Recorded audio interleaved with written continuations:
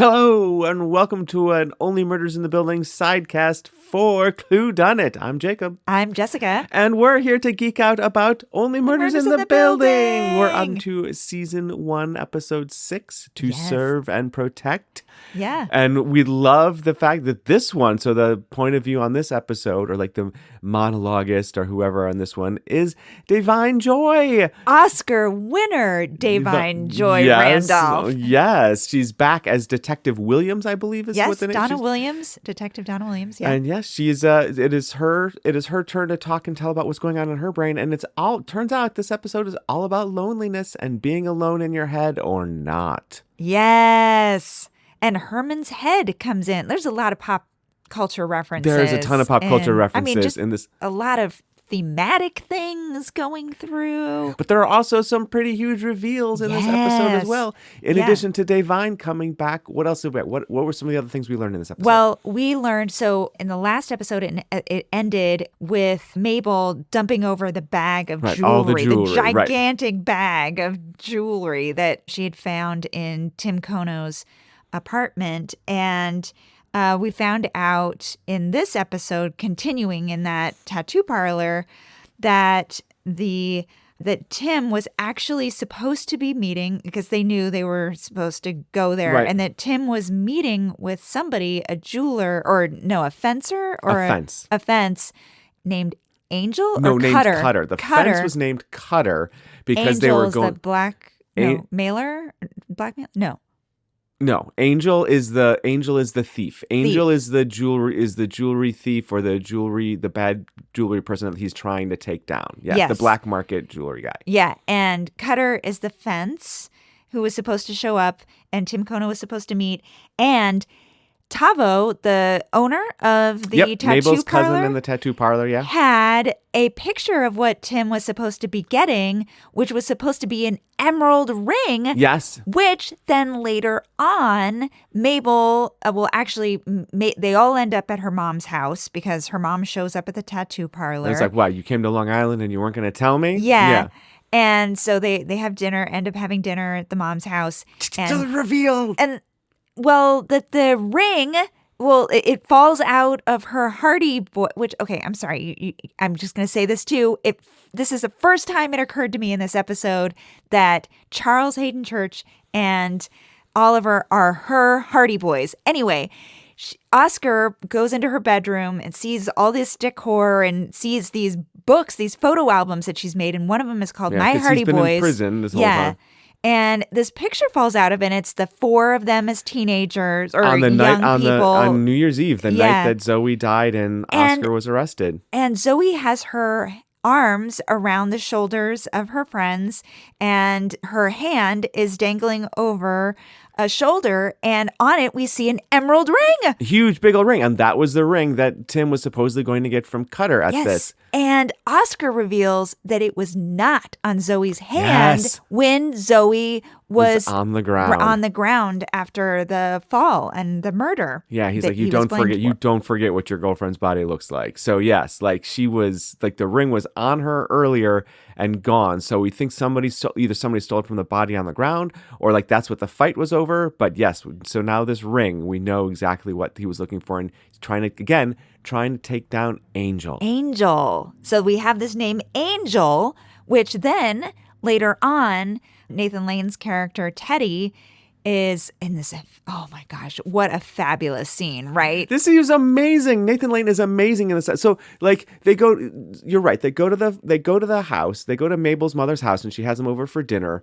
And Mabel's mother is like, you have to stop this. You have to stop this. She's been a ghost all these years. She's been a ghost. She's hasn't been able to find her way back to the living. This needs to end. You need to stop dragging her through this. And Oscar's also like, can we please just have a few moments where we're not talking about dead people? And they kiss, and it's lovely. Yeah. I mean, they don't kiss. They're up in Mabel's bedroom, which we're going to talk about Mabel's bedroom. Yeah. But so Mabel's mom is like, you really need to end this. And they keep talking about Charles and Oliver like you're old people, you're grandpas, you're just elderly. Some randos. Yeah. You're just some old randos doing this. You need to stop doing this. And so they leave, and they're like, yeah, we really don't know none of us really know each other. We need to stop doing this.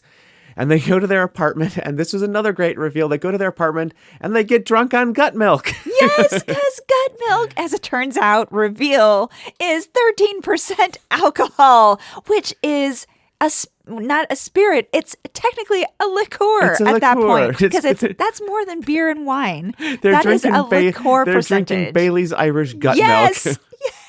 Yes, hilarious. But while they're drinking this, Teddy calls them in, and it's just a very ominous text, which is like, you need to come see me now. And the reason is, and they're feeling really guilty about this because they need to stop doing it, and they're afraid they're going to get yelled at by this guy, who's then showing them that Cinda Williams is making fun of them on Jimmy Fallon. Yeah, but you and I were both watching this, and we, as marketers, or I mean, like any human being at this point, know that anything being said about fun you, of it's good. It's good. It's just good in news. a large platform. So yeah, we were like, why is everybody so scared about this? Yeah, this is amazing news, which of course it is. Turns out Teddy is like loves this, begs them to continue. They're like, we can't do this. We can't do this. And then Nathan Lane gives the most stunning monologue. Like, I'm just like, oh my God, so good. He gives a stunning monologue about his grandmother, Evangeline, a Greek immigrant who came over from the Turk massacre and like believed in him and like believed in the family and believed in giving people opportunities. And so he even has this foundation that he's set up to give people like Oliver and Charles more opportunities to make something happen. He's giving them a huge check, $50,000 to continue with the podcast. And they're like, we can't do it. We have to tell him that we can't do this. But then they realize, so then they're about to rip up the check. Mabel comes over. Well, and Charles says, wait a minute, look at that check. That's right. Look at the check. Look at the name on the check. The foundation, Teddy's foundation, the Angel Foundation. And just then Mabel comes over with some hummus for Oliver because she knows how to get into his heart. And she apologizes for everything. And she's just like, I have to see this through to the end. I feel like I've been living my life, like my whole life has been on hold. I need to see this through. We need to finish this. And they're like, this is it. Here we go. Our prime donor, our prime sponsor is now our prime suspect. Yeah. We also have another reveal. Big plot reveal in this episode is that back to Davine. Yes. Her detective Williams she thinks she closed this. Well, she did close the case. She closed the case. And she finds out that her wife is listening to the podcast because she found out about it because the yard dogs, the people from the last episode who work with Cinda, had boosted it, gave him a shout out on Twitter. And she was like, oh, I got to listen to whatever they're talking about. And so she's listening to it. And Detective Williams is like, I close this. But she goes back to the office and she realizes that the toxology report was never submitted. And Tim Kono's phone never went to IT. So she still has it. But she can't do anything about it because it's closed. And this is where we're more into the whole themes of loneliness. Like, she brings up Herman's Head because she loves the fact that in Herman's Head, when she was growing up, which love the flashback scenes of her as a child. God. As a child, she's like wearing this cape and has like a superhero mask on, like one of those little like just. I forget what the name of those masks are called. Either. In any event, just the one that just covers your eyes. And she's watching Herman's Head and loving it, which I don't remember Herman's Head being all that great of a TV show, but good for you, Detective Williams. 72 episodes, Yeah, but that's just 3 seasons. 3 seasons. I know. In the 90s. In the 90s, yeah. It's just like, good grief. It was like, by all accounts, it was a low rate. This was back when Fox was still trying to figure things out. So, in any event, but she loved this show, and she talks about how, like, she loved it because you were alone, but you weren't alone in your head. And then, she's having problems in her relationship with her wife. And she's a little upset that her wife is listening to this podcast and like doubting her and her skills. Because back in episode 1, Davine was like, save me from these amateurs. This is a suicide, clear cut and simple. So she gets in a fight with her wife. They're about to have a child, Kareem or Keith, we're not sure. She has a fight with her wife, goes back to the office, finds out all these things, comes back home and realizes, like, her thing about loneliness is that, like, she doesn't know how the TV show ended. Neither do I. I stopped watching an episode in season 2 somewhere. But she's like, when you actually find somebody and you're in a relationship, you're no longer alone. So you don't need all the voices in your head. And what she does, because this is great. She is so smart because she's like, I can't open the case. If I reopen the case, that is not how I make Sergeant. But sometimes you just got to help people a little bit. So she sends the phone to Mabel. So cool. It's great. She's like, so she's acting in integrity. She's doing the right thing for them, and she's doing the right thing for herself. Good job, Detective Williams. Yes. Yeah. And I'm glad you're not alone. I'm glad you made up with your wife. That kid, Keith, Kareem, however they name turn it. out great. Yes. Yeah. So those are our reveals. So Jessica, you're back to your cheesemonger guess. I am. Well, I'm not sure that it is Teddy. But that was definitely an ominous text and then ominous scene on the couch with Charles and Oliver. See, I didn't think it was ominous, the sound, like he was breathing down their necks. The sound effects were amazing. I thought of just him like... Okay. Yeah.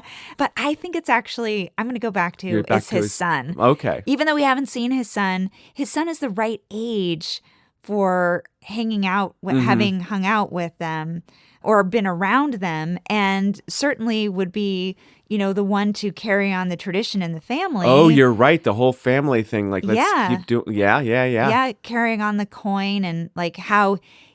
Teddy says that his father was like, I'm not going to give you the coin. I'm going to be buried with it. And he's like, maybe I took it out of his cold. I unburied him or dug his body up and ripped it out of his cold dead hands. You're just like, oh, suddenly I believe you could have done that. Yes. After this very heartfelt, sweet monologue, you're like, oh my God, yes, okay. Well, that monologue had a lot of different there levels. was some darkness in that monologue, 100%. So 30 minutes and so much happens. They pack it in. And so much Madeline, is visual. George, good job. Yeah, so much visual stuff, so many monologues and like really interesting thematic things happening. Well, thematics. Let's talk about thematics. Yeah. Like Mabel's bedroom is a gold mine. Yes. Like, oh my, from like the cutout of Stabler, which you pointed out.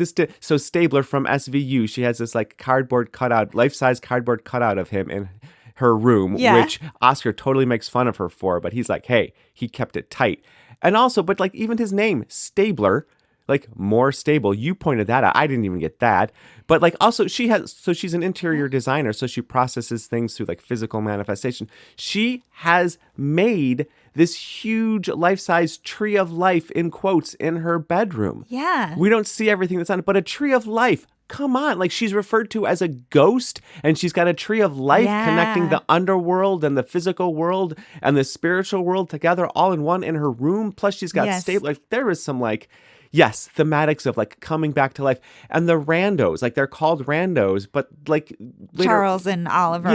Mabel's mom calls them randos, but then they turn out not to be. Yes, absolutely. They are not randos to each other. Charles notes that he's seeing all the listeners. Yeah, all the new downloads from the Jimmy Fallon on the podcast and on his phone. And Oliver's like, I'm not seeing it. I'm trying to reload. And Charles says, you have your phone on airplane mode again. And then Oliver lights up and he says, oh, you remember, see, we're not randos. You know things about me. You know my phone settings, which let's be honest, that is a pretty intimate thing to know somebody's phone settings. It is. Is that just a weirdly intimate thing, but true. And then when Mabel comes in, she brings tamales from her mom, which is really lovely. But then she also brings hummus. Yes. And Oliver looks at it. He says, oh, but it's a day out of date. It's like a day. It's expired yesterday. And she says, and she hands him a fork, but we know you'll eat it anyway. And he says, yes, I will. Yes. So they're not randos to each other. They do know each other. They have finally learned to trust each other. Maybe, hopefully. Maybe, I don't know. Delivering on that promise from episode 1. They do say to her, like, no more lies. And or I don't know. Do they actually say that? Or I think something or they like make that her happens, kind of like apologize for the lies I don't think they make her apologize. She I mean, Charles is so like he's such like a puppy out of all. You know what I mean? Yeah. He's such a puppy. He's certainly like, come on, are we really? He does do something in there to really make her affirm that yes, they want to do this, and she does say she wants to go to the end of it. So What's the name for in like the Dashiell Hammett world of the femme fatale. Yeah, the femme fatale. I just realized, we've been making fun of that furry jacket that, the Muppet jacket that she's wearing. Yes. But, we can't wear fur nowadays. But that's like a trope of that look is the woman with the long hair and the furry jacket. Yeah, and she's gloves. like all glamorous and dolled up and everything. Yeah. So she's definitely very fashionable. So this is a version of femme fatale, but just in bright Technicolor, Muppet, fuzzy. Bright millennial kind of, yes. Yeah, with secrets and lies, things that she won't reveal because of a scary past or, sad things that she can't trust other people with. So yeah, there's so many things that I was like, oh, duh, like smack me in the face. She is the femme fatale of their threesome group. She's Nancy Drew and a femme fatale. Yes. Yeah. And they are her actual Hardy Boys. Yes. Those other people may have been a pack and she may have called them her Hardy Boys, but I think these folks two guys are actually her Hardy Boys. I want to talk some more a little bit about the whole idea of like Herman's head throughout all of this, like listening to like different people in her head. Stabler is very real to her. I think that there might be, and they're so meta about any of this to begin with, like Tina Fey pretending to be Cindy Williams talking to Jimmy Fallon on all this stuff. Like there could be a point in this where they're going to go absolutely meta on all of this, and like somehow like the actual creators of the show are the people who killed Tim Kono. Well, so who are your guesses, Jacob? Or what is your guess? I'm sticking with Angel. I'm not going to go full meta on this. I'm wondering if they're going to bring this actress back. I haven't looked, but I think it's Angel from Herman's Head, because one of the people, speaking of femme fatales, one of the characters in Herman's Head was a woman who like characterized, this is just like the feminine qualities of him, and her name was Angel, and I bet that's the Angel. It's the Angel from Herman's Head. They're just pulling that back in. That's who it is. So watch out for her. I still think it's Teddy's son. It's something to do with a cheesemonger, now dip purveyor. Yeah. That's the translation, I think. Deli. Yes, somehow the in there. Deli guy. So great. So good. So questions that we have. Who is many Angel? Things untied. Yeah. Who is Angel? I wonder how are they going to get into Tim Kono's phone? Yeah, that's the thing. Also, like the first episode was all about this engagement ring that Tim Kono was receiving, and we thought it was an engagement ring. And then they had to go get it out of Bunny's apartment. But does Mabel actually know whose ring that was? If like it was a stolen ring, and does she or anybody know the the emerald ring, like what the origins of that is? Like, is that a Zoe's family ring, or is that a ring that they stole somewhere in the along building? The way? Yeah. Is it Jan's ring? How long has Jan lived in that building? Yeah. We don't know. Yeah. So what is up with what are the origins of these rings? Is that ring going to come back? Also, what is Cinda up to? This is Cinda. She keeps recurring. I don't think she's going to do an investigation on them.